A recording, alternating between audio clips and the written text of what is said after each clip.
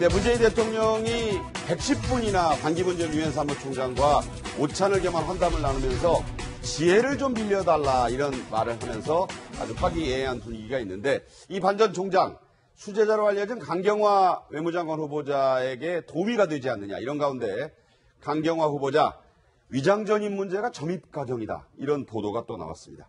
네, 강경화 후보자 수요일부터 인사청문회를 받게 됩니다. 자, 외교부 장관 후보자는 야권이 지금 낙마를 벼르고 있는 주요 타겟 중에 한 명입니다. 네, 그런데요, 개인 승용차를 타고 일본군 위안부 할머니들이 있는 곳을 다녀왔습니다. 바로 이 사진인데, 자, 개인 승용차 타고 본인이 갔다 와서 뭐 위로의 말씀을 드렸다, 뭐 이런 얘기인데, 자, 강 후보자의 얘기가 알려진 게 있어요. 자, 그 내용을 들어보면, 그전부터 늘 뵙고 싶었는데 청문회를 준비하는 과정에서 해야 할 일이 많지만 국가적 핵심 의제가 되고 있는 상황에서 꼭 뵙고 싶었다, 이렇게 얘기를 했습니다.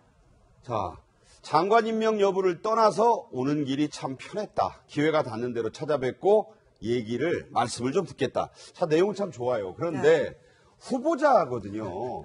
후보자가 이렇게 장관처럼 행동해도 되느냐. 당장 이런 비판이 야권에서 오늘 나왔습니다.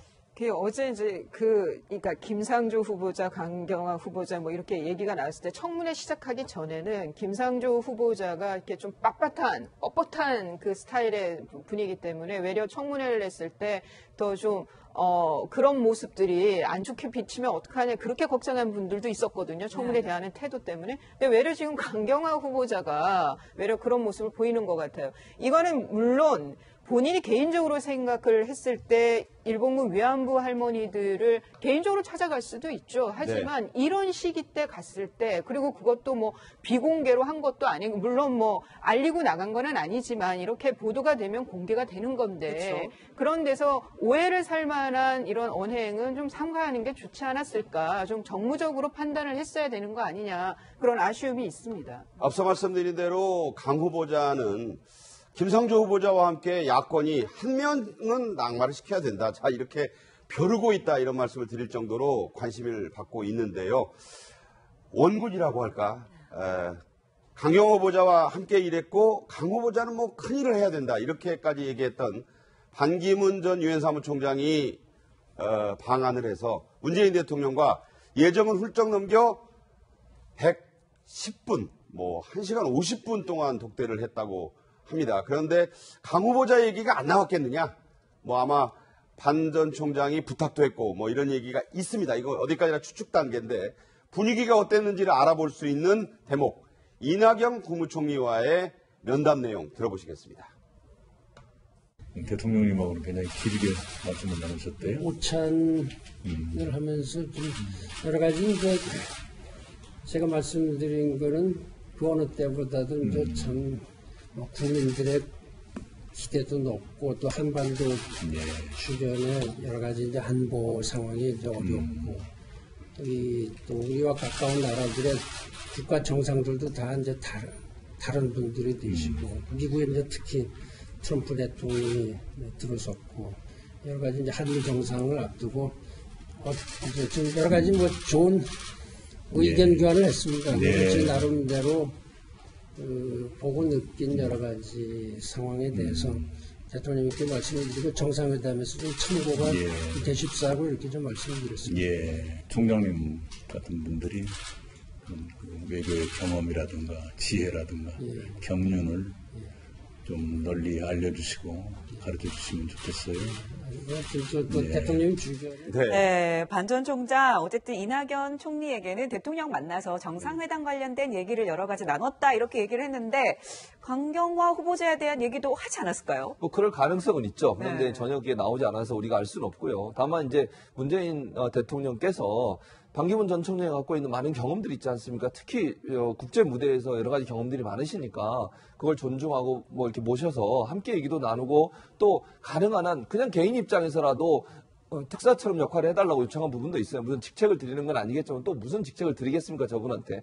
그런 점에서 본다고 하면 문재인 대통령이 참 잘하신 일이다. 그리고 반기문 전 총장도 이제 국가를 위해서 조금 더 헌신할 필요가 있다.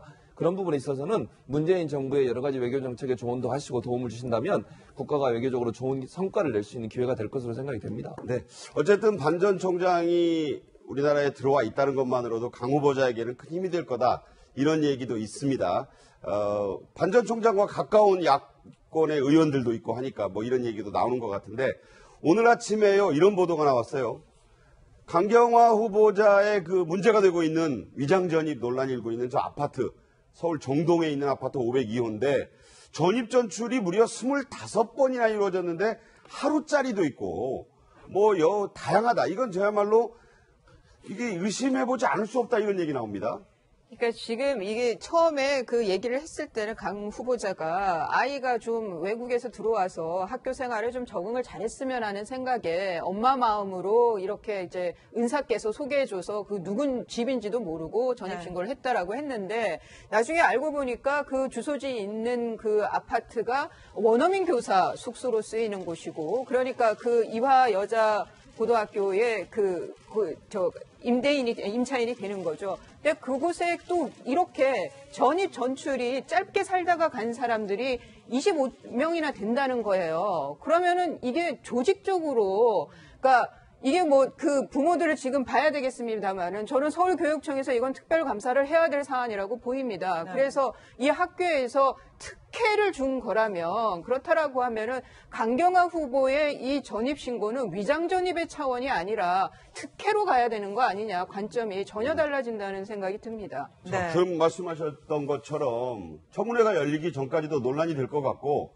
이 청문회에서도 상당히 논란이 되겠어요. 어떻게 보십니까? 예, 좀 심각하죠. 우리 아까 정유라 씨 얘기했는데 이대 뭐 특혜 입학했는데 이화여고가 뭐 굉장히 가기를 원하는 학교였는데 저 지역에 살지 않는 이대 이화여고 출신들이 자기 자녀를 이화여고에 입학시키기 위해서는 저기를 아지트로 해서 뭐 이런 했다는 아파트가 있어요. 충분한 저기를 아지트로 해서 절로 갔다가 이제 자기 자녀가 이화여고 들어가고 뭐 이렇게 충분히 추론되는데 네. 상당히 심각한 문제죠, 사실은. 심각한 문제인 것이고 오늘 청문회를 통해서 이제 밝혀내야 될 부분이라고 생각하는데 좀 충격적인 이런 내용들이 좀 매우 충격적이죠, 사실은. 자, 저 내용은 뭐 아직 확인된 것은 아닙니다. 한 언론의 보도고, 자, 저희도 이제 이게 어떤 논란으로 커갈지, 또 해명이 명쾌하게 될지는 수요일 날 청문회 전까지 또 여러 얘기가 나올 테니까 그때 짚어봐야 되겠습니다. 화제가 많은데 시간이 다 됐군요. 전문가 네 분과의 말씀 여기까지 줄이도록. 자, 김상조 공정거래위원장 후보자, 야권, 야당들의 헛발질로 당초 예상과 달리 기사회생하는 게 아니냐 이런 얘기도 나오고 있습니다. 네. 자, 남다른 관심을 모았던 김상조 청문회. 소문난 잔치에 먹을 거 없다. 태산 명동 서일필이다. 이런 평가를 받고 있습니다. 네, 이런 얘기가 나오면서 어제 청문회에서 제기된 의혹들 하나하나 짚어볼 텐데요. 먼저 가장 뜨거웠던 쟁점 중에 하나였던 위장 전입은 오전에 얘기가 나왔습니다. 이에 대한 김상조 후보자의 해명부터 들어보겠습니다. 장인 장모가 2004년도에 오시고 또 2005년도에 전출을 가셨는데 네네. 당시에 음마 아파트는 재개발 광풍이 불었었던 그런 때입니다. 2004년도에 주민총회에서 재건축 찬성이 되고 그런데 이제 2005년도에 재건축이 어렵다고. 왜 어렵냐면은 당시 용적률이 250% 요구하던 것이 210%로 축소가 되면서 당시에 음마 아파트에 이 위장 전입을 오시는 그런 분들이 상당히 많았습니다. 부동산 투기 목적으로요. 제 개인적인 어떤 특수한 사정이 있었습니다. 제가 영국의 안식년을 가져온 다음에 제 처가 대장암 2기 만이라는 진단을 받았고요. 5년 생존율이 반반이라는 의사의 진단을 받았습니다. 그때 그 수술을 하던 병원이 강남에 있는 모 대학병원이었습니다. 그리로 제 처의 치료를 위해서 이사를 간 것이 중요한 이유였습니다. 네, 지금 얘기를 들어보면 음마 아파트로 위장 전입을 한 것이 사실은 부인 때문이다. 부인이 아파서 쓰러져서 치료를 하기 위해서 한 것이다. 이렇게 얘기를 하고 있어요. 그러니까 부동산 투기는 아니다. 이런 얘기거든요. 그러니까 우선은 위장 전입이 되려면 거기에 거주하지도 않으면서 주소지만 옮기는 걸 위장 전입이라고 그래요. 그런데 지금 김상조 후보자는 살았다는 거 아니에요, 거기서. 네. 그러니까 우선은 위장 전입이 아닌 거고. 그러면은 왜 대치동 음마 아파트로 갔느냐. 그거는 뭐 투기 목적이라든가 아들 입학 문제 때문이 아니라 그 아내의 대장암 2기 때문에 그 길거리에서 쓰러질 정도로 위중했기 때문에 그 수술하기 하고 그 치료가 강남의 그 가까운데 대치동 이제 가까운 데 유명한 있어서 종합병원이 있어서. 네, 그래서 거기로 이사를 했다라고 지금 어제 해명을 한 거예요. 근데 저는 야당 의원들한테 좀 유감스러운 게 그냥 연도로만 계속 얘기를 하고 이러니까 지금 보면서도 정리가 잘 안 되더라고요. 네. 근데 제가 좀 의구심을 갖는 거는 아니 물론 뭐 거기서 실제 살았다 그러면 뭐 그거를 위장전입이라고 할 수도 없는 거니까 뭐 그거는 차치하고 그 부인께서 2005년 7월부터 2006년 이후에 계속 강남 대치동이라든가 강남에서 영학원 학원장을 하고 이런 보도가 있었어요. 있었죠. 예, 그러면은 뭐 대장암 2기 40대 대장암 2기 발병이 됐으면 상당히 충격적이고 뭐 정말 경황도 없을 거고 치료에만 그 주안점을 뒀겠지만 그때 당시에 또 학원장으로 활동을 한 걸 보면 네네. 뭐 저는 저런 그 암 선고를 받았고 뭐 치료를 한 것까지 의심하는 거는 아니고 정말 그게 주된 목적이었느냐라는 부분에 대해서 좀 선뜻 그 납득은 안 갔습니다. 그 주거 목적에 대해서는. 근데 거기서 야당 의원들이 더 뭐 보충 질의를 하면서 이런 문제 제기를 하지 않았기 때문에 그냥 이거는 그 지켜봤던 저의 그 개인적인 소견입니다. 네. 앞서 그 보도 저희 리포트에도 있었지만 청담동 아파트 얘기 때는 뭐 오다 가다 부동산 사무실에 들러서 이게 그 사게 된 거다. 그런 얘기하면서 좀 공격을 받기도 했고 어쨌든 부동산 문제, 저 음마 아파트 문제를 비롯해서 석연치 않다 여전히 그런 지적은 있는 것 같아요. 근데 이제 음마 아파트는 자기가 산 게 아니고 전세를 들어가서 사는 거기 때문에. 그렇죠. 전세죠. 전세는 부동산 투기하고 또 아무 관계가 없지 않습니까? 그러니까 이제 야당이 좀 잘못 짚은 그런. 그 부분은 이제 위장전입 의혹이고. 예, 위장전입으로 짚었긴 하지만. 그리고 이제 그 아파트는 이제 부동산에 가서 사는데 1층이 그때 이제 미분양으로 비어 있었다는 거 아닙니까? 그늘진 곳이다. 그늘진 뭐 곳이고, 했고 예. 본인은. 예, 그 부분은 이제 그렇게 해서 뭐 그러면은 그 부분을 또 이렇게 반박할 수 있는 어떤 자료나 구체적 증거를 야당 의원들이 제시를 해야 되는데 전혀 제시를 못했고 오히려 김상조 후보가 이렇게 잘 설명할 수 있는 기회를 만들어준 것이 아닌가. 얘기를 아주 길게 교수처럼 막 했잖아요. 그리고 잘 설명을 했고 그 TV를 보고 있는 청문회를 보는 국민들은 아 맞네 이렇게 저절로 고개가 끄덕이는 이런 구조가 돼서 야당이 별로 야당답지 못했다 이런 이야기가 되는 목동에 관련돼서도 마찬가지 아닙니까? 목동 아파트 부분은 이제 이렇게 다운 계약서 부분 이야기가 나오는데 그건 맞는 것이고 자기가 죄송하다고 몸을 낮추었어요. 그리고 이제 이 시기는 사실은 이제 청문회가 본격적으로 도입되기 이전에는 거의 거의 대부분의 전 국민이 이 부동산을 매매할 때 이런 식의 다운 계약서를 쓰는데 왜 그렇게 그러면 그때는 얼마를 쓰는가 하면은 실제 이제 정부에서 고시해놓은 고시가격이 있어요. 네. 그 고시가격으로 부동산이나 그다음에 저 법무사들이 다 그렇게 신고를 했던 게 관례였거든요. 그런데 이제 청문회가 만들어지고 나서 이게 계속 문제가 되니까 네. 정부에서도 이래서는 안 되겠다 해서 실거래가 신고 의무를 법제화를 했어요. 그랬죠. 그럴 정도로 이렇게 이제 법이 바뀌었거든요. 그러니까 이제 그 부분에 대해서는 몸을 낮추면서 인정하고 뭐 양해를 구한다 이렇게 하니까 네. 사실은 이제 별로 한 방이 없었다 이런 표현이 자꾸 나오게 되는 겁니다. 네, 한 방이 없었다 이렇게 얘기를 하셨는데요. 자, 아까 방금 말씀하신 것처럼 목동집과 관련해서 이 다운 계약서 논란은 있었습니다. 자, 김 후보자가 이에 대해서 어떻게 해명을 했는지 직접 들어보고 얘기 나누시죠. 네. 후보자는 1999년 3월 있는 목동 아파트 36평을 구매했습니다. 1억 7,550만 원 주고 산 것이 맞습니까? 예, 맞습니다. 구청에는 5천만 원에 구매했다고 다운 계약서를 제출했는데 맞습니까? 제가 그 계약서를 다운 계약서를 제출하지는 않았습니다. 그 계약서는 공인중개사와 법무사에게 처리를 맡기는 것이 그 당시 관행이었다라고 알고 있습니다. 누가 세금을 냈습니까? 제가 냈습니다. 5천만 원에 대한 세금을 내신 겁니까? 아니면 1억 7천여만 원에 대해서 신고는 그렇게 하셔요. 계약서 시에는. 거기에 따른 세금을 내셨습니까? 그 5천만 원에 대해서 취득세를 낸 것이 맞고요. 다르지만 그 당시에 거래 관행이었던 걸로 알고 있습니다. 공정거래위원장 말 그대로 경제검찰이라는 소리를 들으면서 정말 저런 것들을 대기업들의 행위를 비롯해서 가려내야 될 그런 자리인데 아무리 관행 하면서 설명하지만 지나치게 낮춰서 쓴 거 아니냐. 다운을 좀 심하게 했다. 물론 이제 아까 우리 허 소장 당시에는 그랬다 이런 건데 어떻게 보셨어요? 분명히 잘못됐죠. 관행이라 하더라도 사실은 저거는 저렇게 하면 안 되는 거죠. 그런데 이제 선생님 아까 설명하셨듯이 그때 당시에는 관행상 공시 가격, 그러니까 정부에서 내놓은 가격 있지 않습니까? 그 가격이 실제 가격보다 훨씬 적게 평가가 돼 있었어요. 그것도 문제죠, 사실. 정부에서 그걸 공시 가격을 할 때 제대로 실거래가로 조정을 해서 공시를 해야 되는데 그게 아니고 그거보다 훨씬 낮게 공시를 하다 보니 터무니없이 낮았죠. 그렇죠. 그러다 보니까 이제 부동산 거래하는 사람들 입장에서는 세금을 좀 덜 내기 위해서 그 공시 가격을 쓰는 거죠. 왜냐하면 정부가 이 아파트는 공시적으로 이런 가격이다. 이렇게 쓰다 보니까 결국 실거래가하고 괴리가 너무 괴리가 크잖아요. 컸죠. 그래서 이제 나중에 문제가 되니까 실거래가를 신고하도록 법제화한 건데 그 전에 이루어졌던 일이니까 거기에 대해서 이제 세게 공격을 못 하는 거죠, 사실은. 그러나 분명 잘못된 거 맞습니다. 그러니까 다운계약서 쓰면 안 되는 거죠. 실제 거래된 가격을 쓰도록 돼 있는 것이 맞는 거니까. 그런데 그럼에도 불구하고 그때 당시에 그런 게 관행적으로 이루어졌기 때문에 야당 입장에서는 그걸 세게 공격을 못 하는 거예요. 저 변명을 듣고 나서는 그 이해가 되는 대목이 수긍하는 거예요? 그렇죠. 그랬으니까? 그러다 보니까 그러니까 도덕적으로 윤리적으로 비판받을 수 있지만 사실 그렇게 관행적으로 이루어졌던 점들에 대해서는 문제점은 지적하지만 거기를 더 깊게 파고들어서 공격할 수 없어서 그게 또 그냥 넘어가는 그런 상황이 됐다고 볼 수 있겠습니다.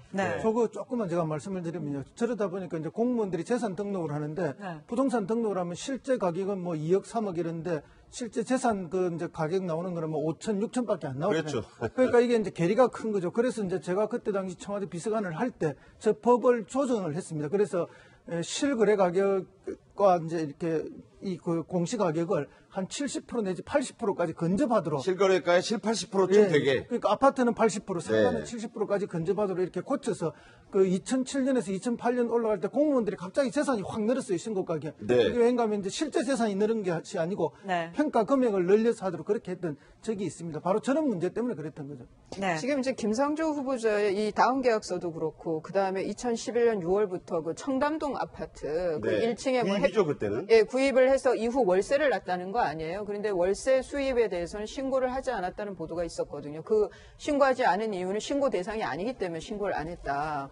월 한 수백 정도는 될 텐데 월세가. 그러면은 김상조 후보자 뭐 그거 직접 했는지 아니면 아내가 했는지는 모르겠지만 여하튼 김상조 후보 측에서는 뭔가 이렇게 편법이라든가 탈법은이지만 불법이 아닌 거기 때문에 뭐 괜찮다라고 하는 그 인식 자체가 공정거래위원장으로서 적합한지에 대해서 저는 좀 반감을 갖게 됩니다. 네. 우선 이제 그 총평을 좀 하자면 결정적 한방이 없었다는 것은 맞는데 지난번에 우리가 대선 과정을 좀 반출을 해보면 홍준표 후보 정도를 제외하고는 이 공정이란 시대적 화두에 대해서 다 공감을 했습니다. 그렇죠. 그만큼 중요한 자리입니다. 그다음에 이제 공정이란 것은 이제 그 대기업 독점에 대한 반칙과 특권을 없애겠다는 자리인데 그런 면에서 문재인 대통령께서 이제 김상조 카드를 꺼내들었을 때 대부분 굉장히 잘 꺼낸 카드다라고 이제 본 것 아닙니까? 그다음에 막상 이제 언론에서 검증 들어갔는데 저는 좀 아쉬운 게 아직은 그 야당이 특히 자유한국당이나 바른정당이 시차 적응을 좀 못하고 있는 게 아닌가. 아까 조금 전에 세상 밖에 시차가 아직 야당으로서의 어떤 파이팅이 심지어 민주당 의원들이 굉장히 긴장을 하고 있었는데 우리가 야당했을 땐 저래 안 했을 텐데 이 얘기까지 나오고 뭐 일각에서는 벌써 한 초반에 엎었을 텐데 이런 얘기까지 하면서. 그다음에 아까 그림 중에 이제 노트북에다가 뭐 이제 아웃 뭐 이런 그 시위성 이제 문구를 해놨는데 좀 빼달라니까 슬그머니 또 내려요 사실은. 저런 장면들이 몇 달 전 야당 청문회하고 여야가 바뀌었을 때는 정말 택도 없는 얘기죠, 사실은. 그런 측면을 봤을 때는 아직은 이렇게 야당 의원으로서의 자기 아이덴티티가 좀 적응이 안 돼 있다는 느낌이 있고. 야당으로서의 야성이 아직 안 생겼다. 또 하나는 언론이 충분히 검증을 했는데 옥스퍼드 대학입니까? 캠브리지 대학입니까? 그 초빙 교수 건이 있습니다. 이 문제 굉장히 심각한 문제인 게 국회의원들 출마했을 때 자기 명함이나 홍보물에다가 이 방문연구원이냐 초빙교수 잘못 이거 적으면 선거법 걸려가지고 실제로 의원직 날아갈 수도 있는 문제입니다. 그러니까 여러 가지 문제가 있음에도 불구하고 어쨌든 야당이 좀 더 치열하게 이 문제를 좀 이렇게 다투어내지 못했다는 아쉬움은 좀 있습니다. 이런 생각은 있습니다. 그 지난 세월들이 우리가 뭐 그러니까 특권과 반칙의 시대, 흔히 5급수 식수로 쓸 수 없고 농업용수로 쓰기도 부족한 5급수의 시대를 살다 보니까 그 속에서 굉장히 자기 삶을 절제한 사람도 결국은 검증을 해보니까 1급수 수준은 안 되고 2급수 밖에 안 되는 거 아니냐. 그런 게 이제 우리 사회 총체적으로 지금 이제 점검되고 있는 그런 상황이라고. 그러니까 그 지점인데, 그러니까 5급수인데 1급수를 강요하는 게 무리가 아니었다는 얘기는 굉장히 합리적인 얘기임에도 불구하고, 과거 야당일 때 그 기준을 적용하지 않고, 여당이 됐을 때는. 그건 좀 다릅니다. 과거에 그거는 5급수 세상에 살면서 그 5급수를 너무 잘 즐겨서 그분들도 5급수인 게 너무 많아서 낙마를 했던 거죠. 네, 본인 갑자기 뭐 따라서. 이제 이 수질 얘기가 나왔어요. 네, 재밌는 대목입니다. 네, 자, 이뿐만이 아니고요. 자, 그런데 이런 논란도 있었죠. 바로 김상정 후보자의 부인이 공립고등학교의 영어 전문교사로 채용된 거 관련해서 네네. 특혜가 아니냐 이런 논란이 있었는데요. 이 부분에 대해서 어떻게 답변했는지 들어보시죠. 정유라 사건이 무엇입니까? 똑같은 사례가 이번 후보자의 부인 사례에서 나왔습니다. 제 처는 어디 밖에 나가서 남편이 김상조다라는 말도 못했습니다. 재벌 저격수라는 별명을 갖고 사는 그런 남편을 둔 2013년 취업 관련해서 토익 점수 기준 미달자를 채용했다라고 원래 901점 이상이 돼야 되는데 900점인데 합격을 시켰습니다. 이거 대학교에서 상급기관인 교육청에 보고를 하는데 900점 받은 점수를 901점으로 고쳐서 허위 보고를 합니다. 제 처 문제로 논란을 일으킨 게 대해서 송구스럽게 생각합니다. 근데 처음 2013년 취업을 할 때는 경쟁자가 없었던 걸로 알고 있습니다. 그리고 아까도 말씀드린 바와 네. 어제 뭐 참 부인 얘기도 많았어요. 네, 그러니까 뭐 채용에 있어서 약간 절차에 문제가 있었던 것 같긴 하지만 자신이 영향력을 행사할 위치는 아니었다 뭐 이런 얘기 아닙니까? 그렇죠. 이제 김상조 후보자 입장에서는 본인 무슨 압력을 가하거나 아니면 어디에 무슨 부정적인 어떤 청탁을 해서 아내가 취업한 게 아니라고 하는 부분을 본인은 얘기를 했고요. 그러면서 또 사과도 했죠. 제 처가 어쨌든 그런 일에 연루돼 있는 것에 대해서 송구스럽게 생각한다고 사과 해명을 했습니다. 네. 그래서 아마 저거는 교육청에서 왜 저렇게 처리를 했는지는 잘 모르겠어요. 왜 그랬을까요? 그러니까요. 그게 좀 이해가 안 되는 영역이긴 한데 사실 900점 뭐 점수 1점 차이니까 그 점수가 크게 문제는 안 될 수 있지만 그럼에도 불구하고 기준에 맞지 않다는 부분 분명히 잘못됐죠. 네, 그래서 네. 그 부분을 그럼에도 불구하고 김상주 후보자 말처럼 정말 후보자가 한 명이었다고 얘기를 했는데 또 지상욱 의원은 나중에 후보자가 3명이었다. 또 이렇게 성적표도 뭐 점수 합산도 꺼내고 해프닝도 있었어요. 그렇죠. 여러 가지 문제가 그것도 지금 논란이 되고 있는 상황인데 명확하게 지금 정리가 안 된 상황이거든요. 그런 상황에서 김상주 후보자는 분명한 것은 본인이 무슨 압력을 가하거나 청탁을 해서 아내가 취업한 건 아니다. 네. 이 부분을 강조하면서 또 국민들이 어느 정도 받아들일 수 있는 그런 발언이 됐다고 볼 수 있겠습니다. 네. 자, 김상조 후보자는 뭐 법적으로 이제 여야가 논의를 해서 청문 보고서를 채택을 해야 되는데 채택을 못할 때에도 뭐 보름 정도 있다가 대통령이 임명하면 됩니다. 자, 여론의 향방 어떻게 될지 좀 지켜보겠습니다.